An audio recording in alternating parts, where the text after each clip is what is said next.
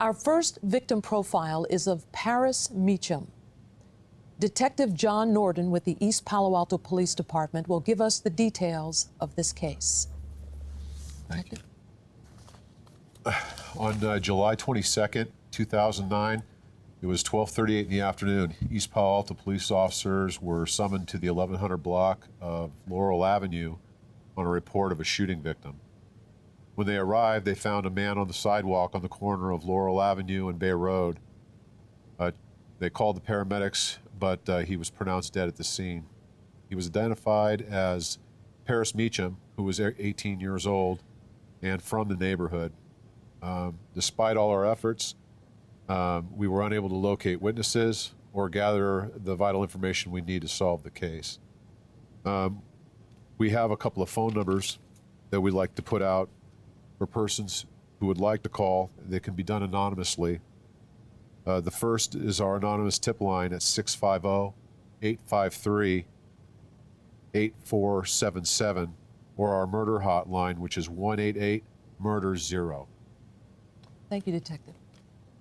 With us to talk about the life of Paris Meacham are his mother, Yvette Mayfield, his cousin, Isabel Brooks, and another cousin, Eleanora Brooks.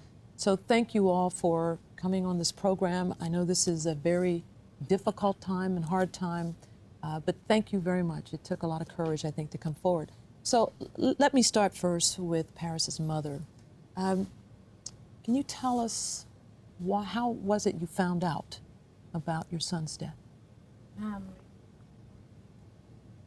I was actually at home on leave. I was on a leave of absence at work, and I got a phone call from his dad.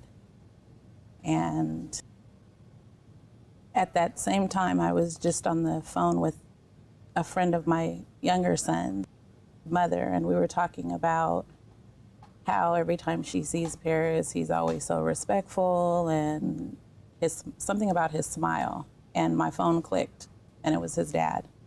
And when I answered the call, his dad basically just said,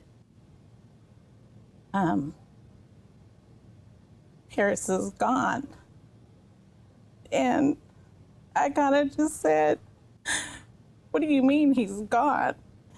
And when he said it again, I just I guess I just lost it. I didn't know what to do. I just kind of was. So what did you do? I ended up jumping in my car and trying to go to the scene where it happened.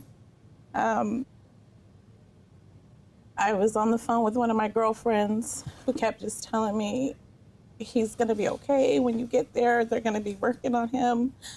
But as soon as I hit Newbridge, the direction that I was coming, I seen the yellow tape, and that's when reality set in. So did you stay at the crime scene, or what happened? I stayed there until they took his body away. So, I appreciate that you're here, and I can also appreciate how hard this is. I can't really know because I have not lost a child in this fashion. But if you will tell us, because I think if anybody who knows something is watching, they've got to be moved by hearing you talk about this because it's so hard. So what has it been like for you without your son, without Paris? It's hard.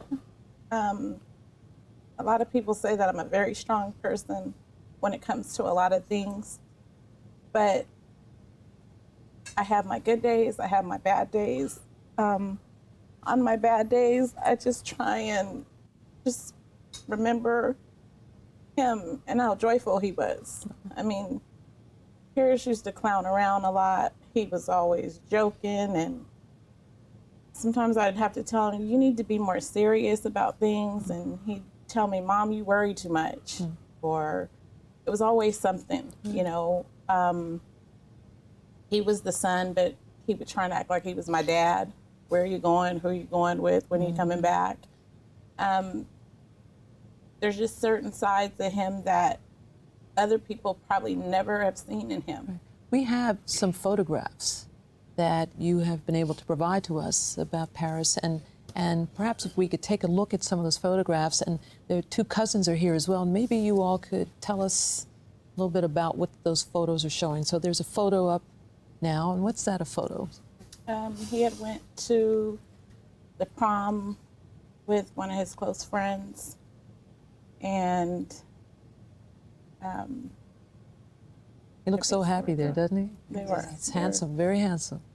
Let's see if there's another photo. And this? We were out at a family get-together for my mother's birthday, and as usual, clowning around, taking photos. Wow. And this? We There. were at my son's graduation. That's you. His brother, yeah. That's me. His brother's graduation. Wow.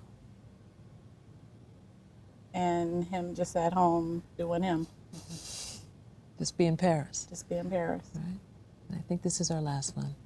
That was, How old was he there? And what Paris grade? was, I think, maybe 12. That was when he was playing youth And football. another here. And he was working on his car. So I'm going to ask the cousins, because you haven't said anything just yet. And what are your thoughts about Paris, and how close were you to him? Me and Paris was real close from day one. We lived together. We was always around, sports. I was always there. Like she said, Paris is he was a totally different person that nobody knew, about him. He's a jokester, goofing around. Did he love family? Did Oh he love his yeah, family? always. Yeah. What can you tell us about? One thing I used to tell Paris all the time, I'd always tell him, he would just be joking around, and I'd say, Paris, I love you. I always would tell him that I love him. And Yeah, then the biggest smile. yeah, he gets so happy. And then he could just, if he's negative, or if he say just a little comment, and I'll say, I just love you all the time. Sounds like a wonderful young man. It really does. So, thus far, no one has come forward with information about the shooting and about your son's murder. But I do know that Detective Norton has been in contact with you, and also Detective Norton has been making efforts to try to locate someone. So, Detective Norton, what kinds of things have you been doing since Paris's death? Trying to locate witnesses, and we've had a tough time. We've done neighborhood checks of the streets where it occurred, the intersection, the entire 1100 block. We've gone house to house. And we don't know for sure whether there's just no witnesses or people are just too scared to talk to the police. Paris's mother and I have corresponded a few times on the telephone and through emails, trying to put our heads together, because sometimes people will talk to the family and tell them things that they don't want to tell the police. And so I want to make sure that she and I stay in touch and that we communicate, because any little bit of information, Right. even if people don't think it's really important, they have no idea how pertinent it might be to the case. Right. So, I'm going to assume that there's someone out there watching this program that knows something. Even if, like Detective Norton said, even if it's just a little bit of information. And we want those people to come forward. So I'm going to turn to Paris's mother, and if someone in the audience is watching right now who knows something, what do you want to say to that person or those people? Just come forward. It could be their brother. It could be their sister. It could happen to anybody. And that's the sad part. Nobody's invincible.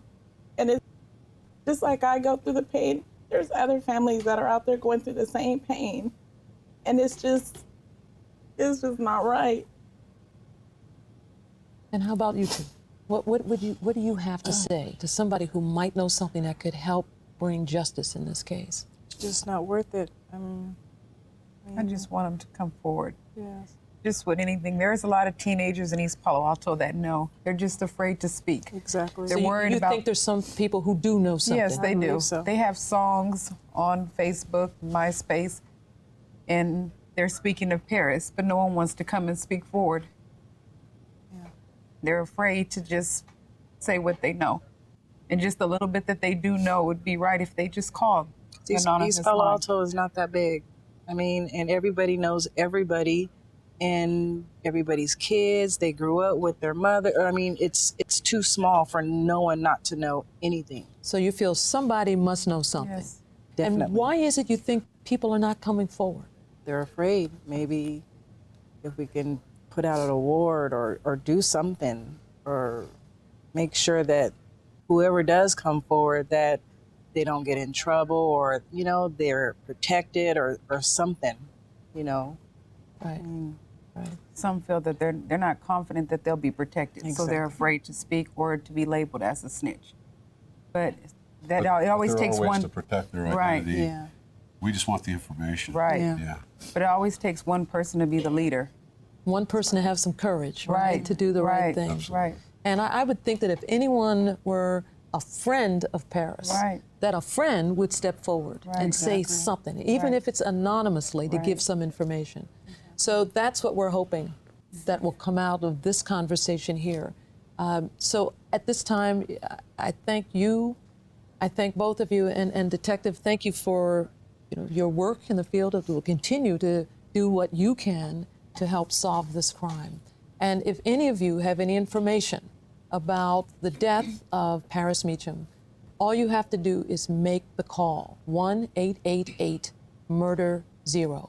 So it's up to you. Please do the right thing and make the call, 1-888-MURDER-0.